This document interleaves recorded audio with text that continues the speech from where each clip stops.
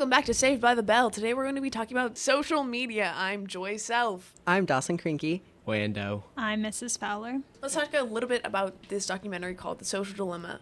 So they really broke down, I find it very interesting, it's one of my favorite documentaries, how the algorithm is much more complex than you might think. I feel like when people think of a social media algorithm, they think of TikTok showing you stuff you want to see, your For You page, but it's much more complex. It'll show, or it'll know if you're typically on lunch break, you're on your phone around noon, but today you are not. It will send you a notification, and it's like, hey, so-and-so posted a new video. It's not even relevant. It's just like the fact that someone posted a new video to get you online. I think it's so interesting that they know, when you're on, they know when, and everything's logged. Even you can look at it in your screen time. Yeah, and it's also cross apps.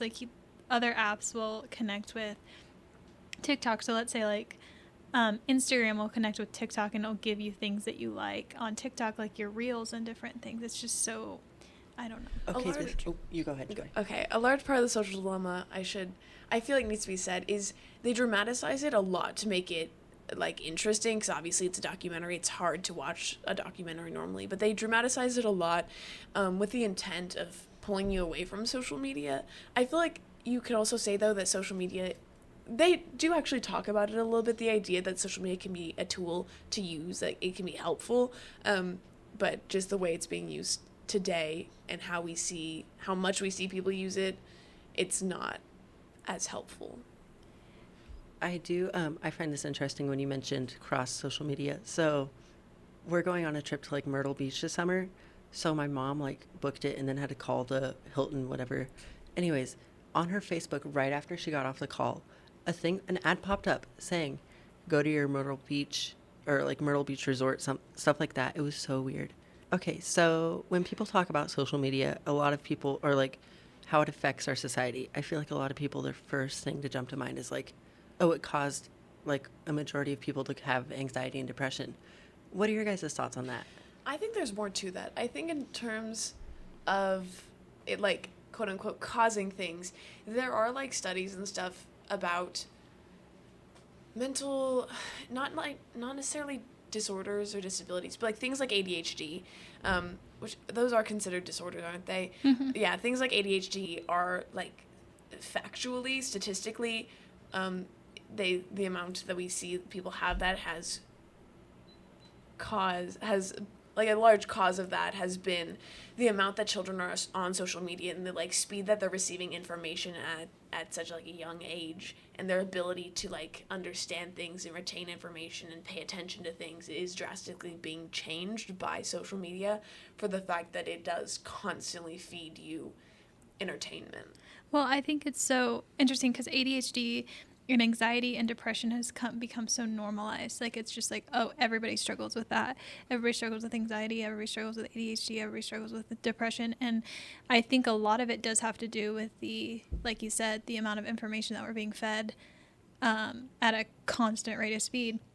And it's we get that instant gratification all the time. And when we don't get it, we're oh my gosh, And there's a lot to be said about how it causes things like that. In terms of anxiety and depression, you could argue it's kind of a loop, because a lot of the awareness for those things has come from social media, but you could say it's the cause for multiple reasons, whether it's because of the instant gratification, finding normal life boring, or anxiety and depression from the idea of comparison, people comparing themselves to other people that they wouldn't otherwise see if it weren't for social media, and things like that.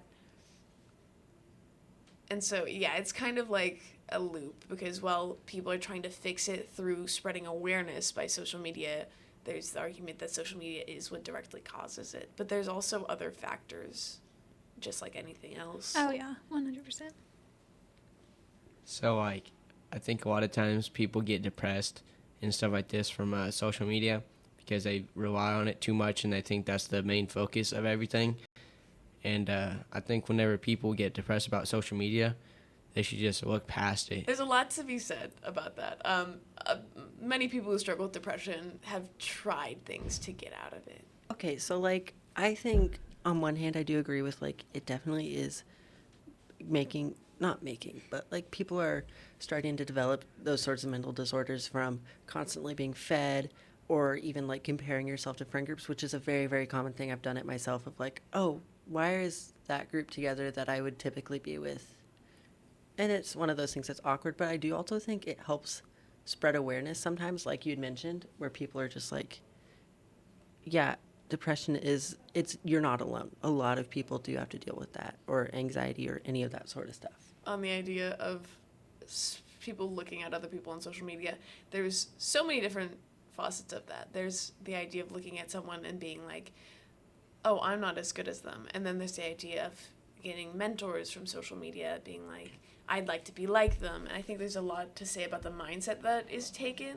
So like people can look at people on social media and think that they're like use that as like an inspiration, like gym inspirations or like life inspirations, you know what I'm saying? So like people can look at it two ways. Oh, and there's other ways you can take on that. If you're not a big gym bro, I can relate to that in the sense of art, at least. Finding art inspiration through artists on social media platforms, experiencing new kinds of art styles and such as that. You also leave an online footprint. So like an online footprint, you know, it's like you're leaving traces of like yourself. It's really weird. You could think of it in the sense of like when you die, this is very sad, but like... Danny, would you like to speak for a second? So basically, to simplify an online footprint, it is anything that is left behind on the internet that you either posted or in your past that can still be traced back to you. So your lawyers can, well, not lawyers, but your employers can look up on online footprint websites, seeing what you have posted in the past and seeing how that relates to how you are now. Didn't that happen to like Donald Trump? Yeah, I mean, like, that happens to a lot of people, but, you know, it's truly, like, a lesson of be careful what you post, what you send out there, even, like, what you send on Snapchat, because they can trace that back as well. So be careful what you are putting online, what even your text messages say sometimes, because they can honestly probably get to the point where they can trace that back. But it's just, it's kind of scary to think about, okay, you know, what kind of person am I actually portraying to be? And who am I actually? And so it's like, you got to be careful. Yeah, for a lot of jobs right now, I feel like it's a requirement to put down your social media. And if you don't, they'll find it either way. And, like, they'll look at what you post and what kind of person you are. I think that's, yeah, typically used to define your character for someone who doesn't know you. So ultimately, when you look at social media, it can be helpful. It can be dangerous. But to wrap it up, because we are, in fact, out of time. Okay, have a good one, guys. Bye. So bad. Bye.